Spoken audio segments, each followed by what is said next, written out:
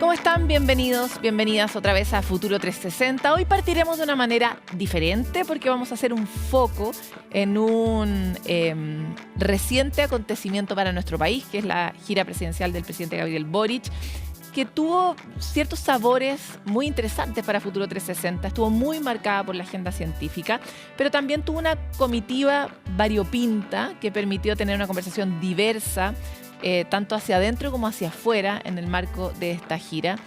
Distintos países fueron el foco de este recorrido dentro de Europa.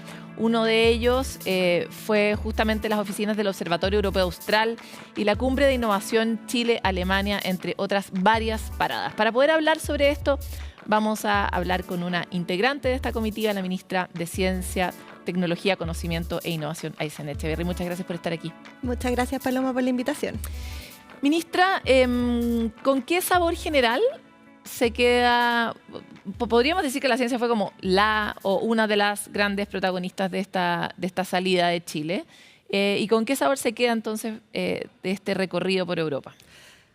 Con un buen sabor, de todas maneras. Efectivamente, la gira tenía tres grandes pilares. Uno en derechos humanos, marcado muy fuerte en el caso de Alemania con el anuncio del presidente Boric del tema de colonia de dignidad. Una en inversión, que es la tradición y es la lógica en materias de hidrógeno verde, de litio, electromovilidad. Y una tercera en el liderazgo científico-tecnológico que tiene nuestro país, que fue el pedazo de la gira que nos tocó a nosotros como ministerio con un poco más de fuerza. Y que, si bien uno lo sabe y lo ve en las cifras, y yo como ministra tengo conciencia de que la internacionalización de la ciencia chilena es un hecho y que somos reconocidos a nivel global, el verlo ahí en primera persona, el ir a estos diversos centros de investigación y encontrarse con chilenos en el más alto nivel, colaborando además con centros de investigación y universidades chilenas, es algo que a uno lo sorprende y lo sigue llenando de orgullo. Yo todas las veces me da como una alegría interior y esa sensación de orgullo de, o sea, que bien lo hemos hecho desarrollando este sector como Estado a lo largo de muchos años, y cómo eso se refleja también en cómo somos percibidos por el resto del mundo, nosotros como país, digamos. Ministra, me encanta lo que acaba de decir porque es algo que uno podría verlo desde distintos puntos de vista. Como que lo hemos hecho muy bien como Estado, es una declaración que uno podría decir en el sentido de que tenemos representantes afuera, en el sentido de que hemos incentivado la ciencia adentro. Eso tal vez puede ser más cuestionable si uno mira, por ejemplo, el presupuesto. Entonces, avancemos un poco sobre ese análisis. ¿Por qué lo hemos hecho bien? Por distintas razones. Es cierto que hay un desafío con el financiamiento. Yo creo que eso nadie lo discute. Y que está como muy pendiente y más encima en retroceso. No en retroceso. Se ha avanzado bastante en los últimos años. De hecho, tanto en las cifras de la inversión en I+D, la participación de los privados, pero además durante este periodo de gobierno con un crecimiento de cerca de un 10%, que es bastante comparado con años anteriores. Lo digo en relación a la proporción total. Absolutamente. Del gasto, ¿no? Y no como justificación. O sea, tenemos mucho que avanzar en materia de financiamiento y fue parte de lo que el propio presidente dijo en varias de sus intervenciones en la gira. Pero en lo que hemos hecho bien, creo que hay algunas cosas importantes a resaltar. Lo primero es que, a diferencia de otras áreas del Estado, uno ve una cierta continuidad de las políticas públicas en materia científica tecnológica.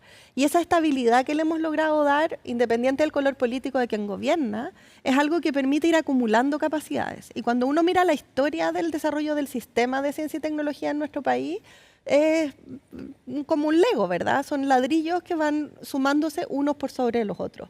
Y esa continuidad permite, por un lado, que los grupos, las líneas de investigación, los temas se vayan consolidando y, por lo tanto, cuando vemos lo que ocurre con la astronomía o con la física de partículas o con las ingenierías, el estadio de desarrollo que han alcanzado esas disciplinas es reconocido a nivel global. Entonces, ahí hay una cosa que hemos hecho Desglosemos bien. un segundo eso, porque en la astronomía uno podría entender que este 10% de reserva de la capacidad de observación que tenemos instalado dentro ha tenido un efecto, ha sido un gran incentivo, no sé, es una gran zanahoria también para la gente aquí en Chile para poder estudiar o meterse más en ese tema, para acceder a conocimiento de primera mano. Pero en las otras dos líneas que plantea, ¿en qué se ha visto esa política? Por ejemplo, en la ingeniería o, por ejemplo, en la física de partículas. Indudablemente lo del 10% ha sido un éxito, y eso nadie lo pone en duda, y hoy día la astronomía tiene una buena calidad y se ha podido desarrollar en volumen también en base a ese elemento. Pero pero hemos sabido aprovechar la astronomía más allá de los límites de la astronomía también. Y hemos sabido como país desarrollar otras áreas de la ciencia. El año pasado en una de estas giras estuvimos en el CERN, en el acelerador de partículas, donde lo que uno ve ya no es astronomía, sino que es física de partículas. Y cuando vemos el reflejo de esa colaboración en lo que está ocurriendo a nivel nacional, bueno, vemos que todas las escuelas de ingeniería o de física asociadas a física de partículas trazan su origen a las primeras colaboraciones con esta infraestructura. En materia de ingeniería, estuvimos en la sede de la ESO en Garching, en Alemania, a las afueras de Múnich, que es un lugar que si bien está vinculado a los observatorios, no hace astronomía, sino que hace equipamiento para la observación. Y ahí trabajan ingenieros, expertos en óptica, personas que están en el mundo de la criogenia, en fin, distintas disciplinas más asociadas a la ingeniería en este caso. Y habían alrededor de 50 chilenos y chilenas, hartas mujeres de hecho, no involucrados en la investigación del universo, sino que involucrados en cómo desarrollar el espejo más grande del mundo, o espejos que reaccionan en tiempo real usando inteligencia artificial y sensores ultra desarrollados que son diseñados y construidos por científicos de otras áreas asociados a esta infraestructura. Entonces, es interesante cuando uno mira el proceso de internacionalización y mira el desarrollo que ha tenido la ciencia en nuestro país, que tenemos ciertas escuelas muy marcadas en algunas disciplinas, en la gran mayoría de los casos asociados a gran infraestructura, lo que es algo que hay que mirar y observar a la hora de hacer política pública también, pero con un componente inter y transdisciplinar bien relevante. Y no solo ocurre en estos espacios que son como los más conocidos, ¿verdad? Estuvimos en Suecia en este foro que se llama Access, que es un foro chileno-sueco, que llevan alrededor de 8 años ya trabajando en conjunto. Se juntan presencialmente cada 2 años en algunos de los países. Y eran un poco más de 250 investigadores en el área del estudio de políticas de criminalidad, en temas de cambio climático, en temas vinculados a la cohesión social, en temas vinculados a el litio y cómo hacer valor agregado a partir de esos minerales, y que han logrado a lo largo del tiempo establecer y consolidar instancias de colaboración en otras materias también. Entonces, y me detengo aquí un segundo. Tenemos un desafío, y nadie lo niega, de que tenemos que hacer crecer nuestro sistema. Pero en hacer eso no nos podemos olvidar que nuestra ciencia es muy buena, es de muy buena calidad, y eso es porque la gente es muy talentosa, somos muy talentosos los chilenos y las chilenas, pero además porque hemos logrado como Estado darle una continuidad a las políticas de fomento en esta área. Y eso se ve cuando uno sale del país sobre todo. Definitivamente cuando uno piensa en Chile y su gloria en el exterior, sea de la mano del deporte o del fútbol, o sea de la mano de la ciencia, siempre es un orgullo para todos que eso sea así, ¿no? Pero yo creo que una pregunta que es recurrente y que tiene que ver con una propuesta que este mismo gobierno ha hecho es cómo eso termina transformando nuestra cara, nuestro modelo de desarrollo, nuestras perspectivas. Entonces, quisiera avanzar un poco en esa línea que justamente tiene que ver con cómo aumentamos la participación de nuestro gasto en ciencia para que eso se avance y polinice también el territorio nacional, y también cómo materializamos estas colaboraciones, que es algo que usted en su gestión ha intencionado, en el desarrollo de un sistema productivo un poco más sofisticado, por ejemplo, alrededor de los telescopios o alrededor de esta colaboración con el CERN. Entonces, ¿de qué manera esta gira está o no avanzando en esas materias? Bueno, el hecho de que sea uno de los pilares responde mucho a esa pregunta, uno de los énfasis que se le quiso dar a la gira. Hoy día, cuando miramos la forma o la aproximación que ha tenido este gobierno a los distintos desafíos que enfrentamos, y no es solo lo productivo y el cómo sofisticamos y diversificamos la matriz, sino que también cómo enfrentamos temas vinculados con el fortalecimiento de la democracia o incluso en materia de desinformación. La forma en cómo abordamos esos desafíos es basada en conocimiento. Y parece sencillo y trivial, pero no es así. No todos los países lo hacen de esa forma. Y de hecho, si uno mira lo que está ocurriendo en el mundo, nosotros llegamos a Europa el día después de las elecciones del Parlamento Europeo, son cada vez más fuertes y más comunes los movimientos que precisamente se alejan de esta forma de desarrollar políticas públicas, desconociendo o quitándole valor a la evidencia científica y la generación del conocimiento en sus procesos de generación de políticas públicas. Y eso es algo que el presidente Boric ha marcado con mucho énfasis. No es trivial que el Ministerio de Ciencia sea parte del Gabinete de Procrecimiento y Empleo, que la estrategia de hidrógeno verde tenga un eje en desarrollo científico-tecnológico, lo mismo que el litio. No es trivial y no es casual y no es solo porque se vea lindo que uno de los ejes de la gira presidencial sea el liderazgo científico-tecnológico, sino que habla de una forma de construir país, de una forma de pensar políticas públicas que se arraiga con mucha fuerza en la generación del conocimiento. Y eso es un tremendo desafío. Hace mi trabajo muy difícil y muy desafiante, porque nos obliga no solo a pensar en, bueno, cómo desarrollamos más y mejor astronomía, más y mejor física, más y mejor ciencias sociales en general, a propósito de toda esta polémica que se ha dado en el último tiempo, sino que cómo hacemos que ese conocimiento y esas capacidades además incidan de manera directa en decisiones en materia de desarrollo productivo, de nuevas leyes, de cómo abordamos desafíos como la delincuencia o, de nuevo, la democracia en su conjunto, ¿verdad? Eso no tiene una varita mágica, no hay una receta de cómo hacerlo, sino que requiere juntar los mundos. Y eso es parte de lo que logramos en la gira. Cuando la comitiva tiene a profesores de escuelas rurales, a la rectora de la Universidad de Chile, a emprendimientos de base científica, a representantes de los sindicatos, empresarios, además del Parlamento, lo que hacemos es, en una pequeña cápsula en el fondo, mezclar todos esos mundos y durante un par de días, en un contexto que llama a pensar creativamente y a mirar el futuro, generar esos vínculos y entender dónde están esos espacios de unión.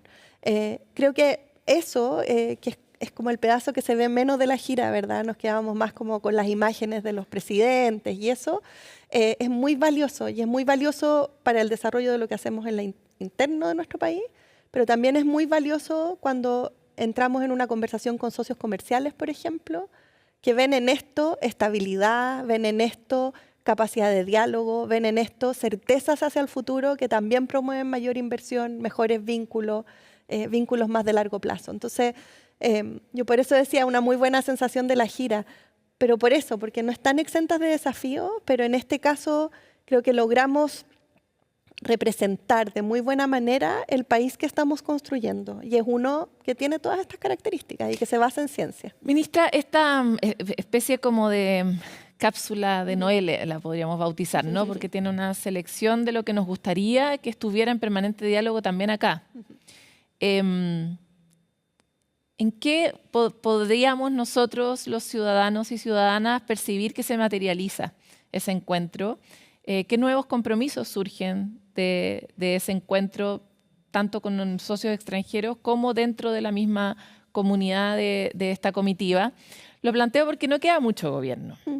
Y en el fondo es un gran sueño, pero es difícil de materializar porque en particular su ministerio necesita que otros ministerios de partida pongan sus plata. La plata del Ministerio de Ciencia es muy poca. Entonces, que otros pongan como hacer un buen malón para que esta cosa uno la pueda ver materializada. Entonces, en el periodo que queda, ¿qué cosas sí podríamos esperar de la gestión del ministerio y de la gestión del gobierno en el área científica, ya sea en materia de aumento de presupuesto o en colaboración con el sector privado que tanto se ha demorado en invertir para innovar? ¿Qué se puede esperar como resultado de esta visita? A ver, yo diría que hay una parte de este trabajo... O en leyes también. Claro, hay una parte de este trabajo que está hoy día ya en proceso de implementación y que a veces nos cuesta como frenar y decir, chuta, ya esto está todo recorrido y que viene para adelante. En lo ya está todo recorrido hay cosas muy concretas, como por ejemplo el liderazgo que está teniendo Chile en materia de inteligencia artificial, que eso no es dicho, sino que es hecho, lo comprueban las cifras, el cómo estamos creciendo, lo que se está invirtiendo. En materia de litio, que es esta gran industria en la que le hemos puesto tantas fichas, ¿verdad? El diseño de cómo se desarrolla esa industria ya tiene ciencia y tecnología, ya tiene conservación del medio ambiente, no son cosas que se van a hacer, sino que son cosas que ya existen. Y eso creo que es camino recorrido y territorio ganado, que también es parte del desafío en esta lógica de políticas de Estado que se mantienen, mantenerlo y proyectarlo hacia una siguiente administración. Ahora, ¿qué es lo que nos queda? Nos queda muchísimo por hacer, evidentemente, pero hay algunas elecciones ya hechas, ¿verdad? Una tiene que ver con lo que mencionabas tú, cómo generamos un mayor vínculo con el sector privado y la academia. Las ganas están, a diferencia de lo que ocurría hace otros años. Yo tengo la oportunidad de regularmente, de hecho, conversar con los rectores de las universidades del CRUCH, y hay interés, hay ganas, hay un hambre por una mayor vinculación, y lo mismo ocurre de parte del sector privado. Bueno, estamos avanzando con una ley de transferencia tecnológica que lo que va a permitir es precisamente eso, que ya no existan estos impedimentos legales que hacen difícil ir y volver desde la academia al sector privado, y este tránsito virtuoso en el fondo que estaba bloqueado legalmente es el que estamos levantando con este proyecto de ley. Y como castigado culturalmente exacto, también. Había una especie como de prejuicio de que estos son dos mundos que debiesen no estar aislados, cuando en realidad en su conexión y en su trabajo conjunto hay mucha riqueza en los dos espacios, ¿verdad? Hay riqueza en cómo formamos y cómo investigamos, y riqueza en cómo somos más productivos, más innovadores y generamos mayor valor. Y hay otro espacio que quizás es más etéreo, pero que fue al menos una de las preocupaciones fuertes con las que yo volví de esta gira, que es que cómo hacemos que estos vínculos estén también más estructurados, que no tengamos que esperar a que exista una gira para poder sentarnos a conversar, que lo estoy simplificando, ocurre, pero cómo hacemos que ocurra de manera más masiva, y cómo hacemos que esta parte de la agenda de la política pública, que es llevar el conocimiento y la ciencia al proceso de toma de decisión, sea algo que no dependa de la voluntad de quienes gobiernan, sino que sea parte del proceso habitual que como país nos damos para avanzar. Y eso supone pensar la institucionalidad de ciencia y tecnología, lo que estamos haciendo con el proyecto de ley que crea este Consejo de Futuro y Desarrollo, que incorpora elementos de prospectiva en la generación de las estrategias como país, tiene que ver con eso. El trabajo que estamos haciendo a propósito de reunir a las sociedades científicas, por ejemplo, y tratar de entender en el trabajo con ellos dónde están las oportunidades, no solo para el desarrollo de sus ciencias, sino que para mejorar ciertas áreas del Estado. Esos vínculos, que es parte del desafío que tiene la institucionalidad de ciencia y tecnología, es algo donde en lo que queda de esta administración creo que tenemos que trabajar con el objetivo de que lo que hemos construido hasta ahora se siga proyectando. Con que esto, insisto, con esta característica que tenemos como país, que no despreciamos a la evidencia científica y que la seguimos considerando como valiosa y como parte del proceso, efectivamente se proyecte, y que no estemos en el riesgo que hoy día está en muchos países, lo vemos, es cosa de abrir el diario, con el efecto que eso tiene en el bienestar de las personas, en el empoderamiento, en la libertad, en la democracia. Hay algo ahí que creo que en este minuto en particular tenemos que cuidar de manera muy, muy preciosa. Así. Ministra, nos queda muy poquito, pero quisiera tomar la polémica a la que usted aludió sobre la relevancia o irrelevancia de las ciencias sociales en este contexto en el que estamos, y cómo tal vez deberíamos volcar todos nuestros recursos a la técnica, por decirlo en términos sencillos. Eso ha levantado un montón de columnas y opiniones cruzadas. ¿Cuál es la postura que tiene de alguna forma el Ministerio, y a través de qué cosas se manifiesta esa postura respecto de cuál es el rol de las ciencias sociales para este momento específico en el que nos encontramos? La postura del Ministerio, y diría yo de la gran comunidad científica, no soy su representante, pero viendo la polémica que se ha dado, me da la sensación de que somos mayoría los que estamos en esta posición, es bien sencilla. O sea, las ciencias es el conocimiento en su conjunto, y eso es una batalla que se dio con mucha fuerza cuando se creó esta institucionalidad, una batalla que se ganó de considerar a las ciencias sociales, las artes y las humanidades como parte del quehacer científico y de lo que tiene que ser abordado y desarrollado, y eso es un espacio donde no podemos retroceder. No por motivos ideológicos exclusivamente, sino que por motivos súper prácticos. Voy a dar un ejemplo. Nos maravillamos todos de la inteligencia artificial. Somos líderes y es algo de lo que nos sentimos muy orgullosos. Pero hoy día la discusión de inteligencia artificial no es cómo programamos el algoritmo, sino que es cómo hacemos un uso ético y responsable de esa inteligencia artificial. Nosotros no seríamos capaces de participar de esa discusión si es que no contáramos con capacidades robustas en nuestro sistema científico en el ámbito de la antropología, de la sociología, de la psicología, de las artes, de la comprensión de lo que somos.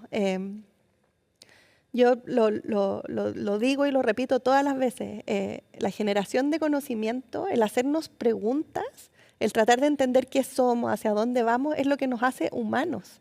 Y si perdemos esa humanidad, bueno, le dejamos toda la inteligencia artificial a las máquinas. Y yo creo que, espero o quisiera pensar que nadie en este país quiere que eso ocurra. Así que una sola posición. Ministra, ahora sí para cerrar, es que al final siempre uno no quiere cerrar.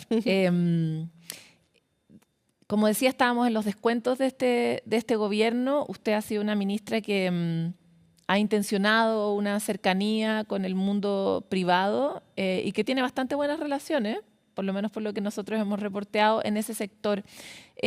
¿Cuál va a ser el legado de este periodo del ministerio en términos súper específicos y concretos que usted cree que va a decir como ya, me fui y esto fue lo que quedó? Hay una cosa que yo sé que va a quedar y una que yo quiero que quede. Ya. Yo sé que va a quedar el componente tecnológico en el quehacer del ministerio. Yo creo que la evolución de la institucionalidad, el hacernos cargo de la tecnología como un ámbito del quehacer, es algo que hemos logrado desarrollar en este tiempo y hemos mostrado el valor que tiene vinculado con la ciencia. Y eso tiene que existir, ¿verdad? Nuestro país requiere de tecnología y las tecnologías requieren de políticas públicas que las permitan hacer avanzar. Lo que me gustaría que quedara de manera así inamovible es el rol del conocimiento en la construcción de las políticas públicas. Eso responde hoy día esencialmente a una voluntad y a una visión del presidente Boric.